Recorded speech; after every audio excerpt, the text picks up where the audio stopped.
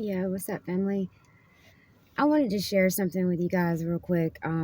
Yesterday I stopped at a gas station and I'm in between checks, and I'm sure just as for many of you guys, it's the way things are. It's hard to get by, and so I only had like $7 to put into my tank till I can get my paycheck, and I also I work two jobs so I can maintain. So I work for the state of Alabama 5 days a week, and then I clean houses on the weekends.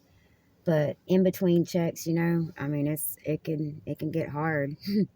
So this man at the gas station, well, at first he opened the door for me, and I told him thank you. He got behind, got in line behind me, and I told the lady, I said I just need $7 on pump. I think it was like pump 10 or something, and he pulled out 10 extra dollars, and he told me, hey, add this to your gas. And when I looked at him in the face, I kept thinking to myself, dang, he looks so familiar. Of course it brought me to tears because I immediately told him, you've got to be a child of God to be able to recognize and to help someone that may need help. I've done the same for others, and I may not always have extra money and have a lot of money, but when I'm able, I do try to help people, especially the homeless. But I have helped someone that's been short on money in a grocery store. If you're able to do that, help somebody, because you never know how you may just make their day. And when little things like that happen, it just strengthens my faith in God, even more, because I know He provides and He looks out. And to a lot of people, $10 may not be a lot, but when you're only putting $7 in your tank to try to get to work to make money, it's definitely a blessing. So I asked him his name, and he told me his name was Curtis.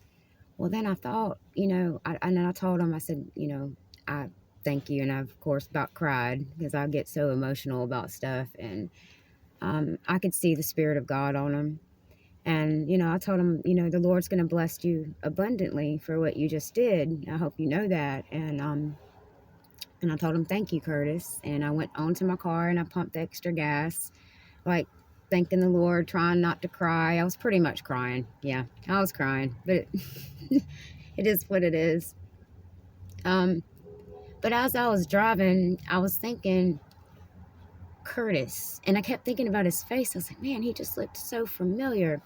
Guys, I grew up in this trailer park, and this memory just came back to me out of nowhere. So it was almost like God was somewhat confirming that this is who that was. I mean, it was just so strange. But me and my brothers grew up in a trailer park, and we, when we were kids, we lived there for a short period of time, and it was in Montgomery, and we all used to ride the school bus together and stuff. But there was a boy named Curtis that was our friend, and he would come swimming. We had this little bitty kiddie pool, so he would come and swim with us, and we would go to his house and play the Nintendo. And his mom would always give out like snacks, like oatmeal cream pies and pickles and stuff. But I mean, he was like one of our best friends, and I always remembered him. He had a scar on the side of his head, and this man had a beanie on, so I couldn't tell, and I didn't think at that time, I wasn't even thinking about that till I actually got in the car. It was almost like God put that memory back in my head. But he was such a dear friend of ours, and I couldn't help but to think the face, the smile, the heart.